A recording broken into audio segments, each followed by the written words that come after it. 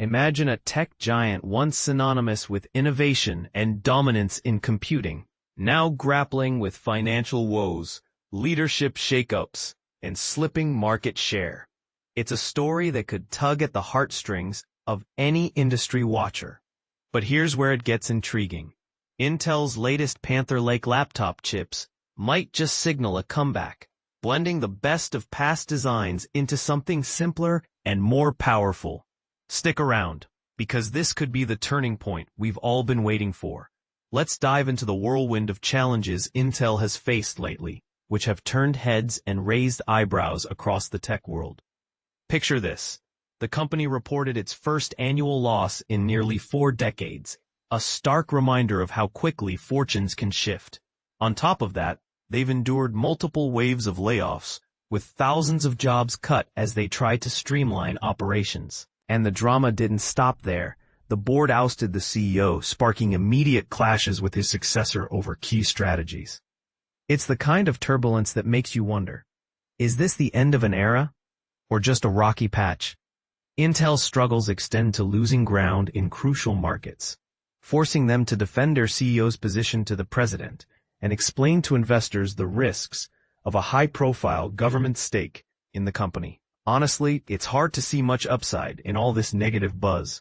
Even their recent tie-up with NVIDIA, involving a hefty investment, quietly acknowledged Intel's shortcomings in AI tech and graphics for gaming and workstations. And get this, rumors swirl about Intel possibly producing chips for rival AMD, a partnership that would have seemed unthinkable just a few years ago, yet it might still fizzle out. But here's the part most people miss. Beneath the headlines, Intel is doubling down on its core strength, crafting processors that power our devices. Enter Panther Lake, Intel's fresh lineup of laptop CPUs set to hit shelves by year's end. Building on their tradition of unveiling portable focused chips late in the year, followed by broader releases at CES, these new processors aim to simplify and unify Intel's offerings. Gone are the days of confusing splits. Panther Lake promises a cohesive approach that could make choosing a laptop feel less like deciphering a puzzle. To understand Panther Lake's appeal, let's rewind to Intel's Core Ultra series. 2 years back, the inaugural Meteor Lake chips marked a big leap. They used multiple silicon pieces bonded together via Intel's Foveros tech, incorporated components from TSMC, a rival manufacturer, and added a neural processing unit, NPU. Think of it as a dedicated brain for handling AI tasks like on-device learning and generating content right on your laptop. The next-gen Core Ultra 200 series kept these innovations, but introduced a puzzling divide. Some chips, like Lunar Lake or Core Ultra 200V, packed everything in tightly, including integrated RAM for better efficiency and speed, though at a higher cost.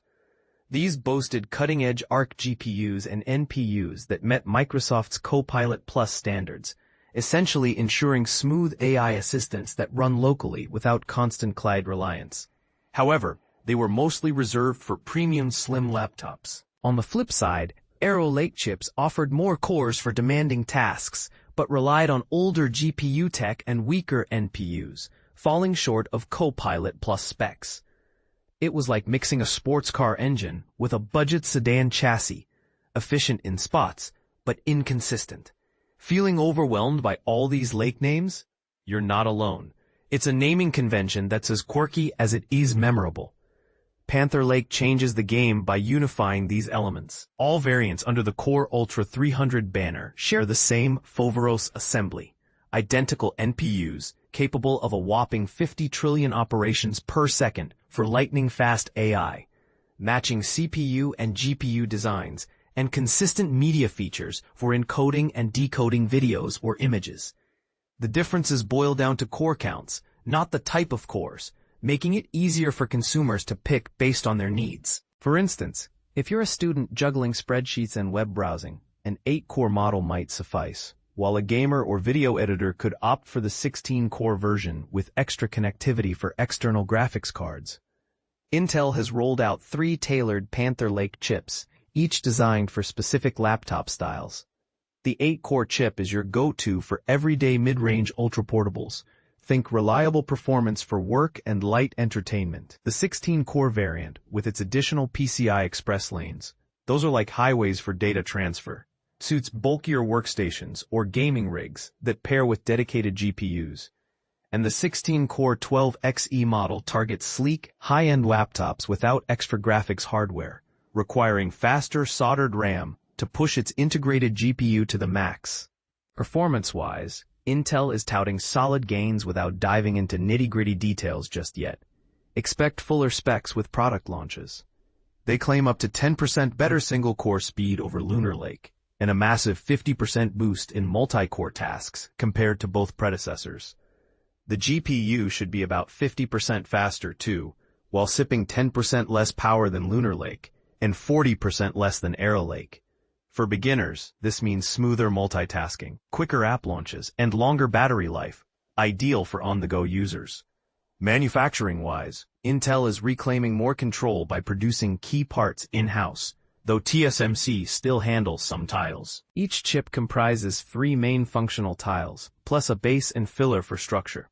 A compute tile on Intel's advanced 18A process for CPUs, NPUs, and media tasks.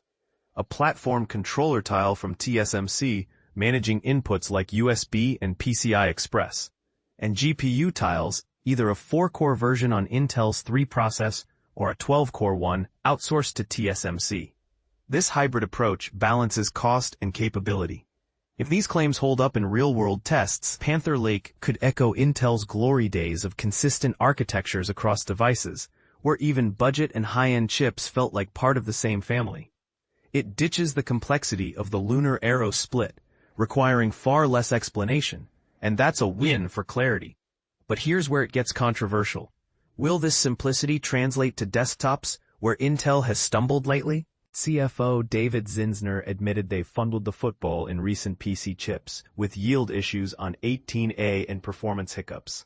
Panther Lake isn't aimed there yet, but remixing these cores for desktops could be a game-changer. Do you think Intel can regain its footing, or is this just another Band-Aid on deeper wounds? What are your thoughts?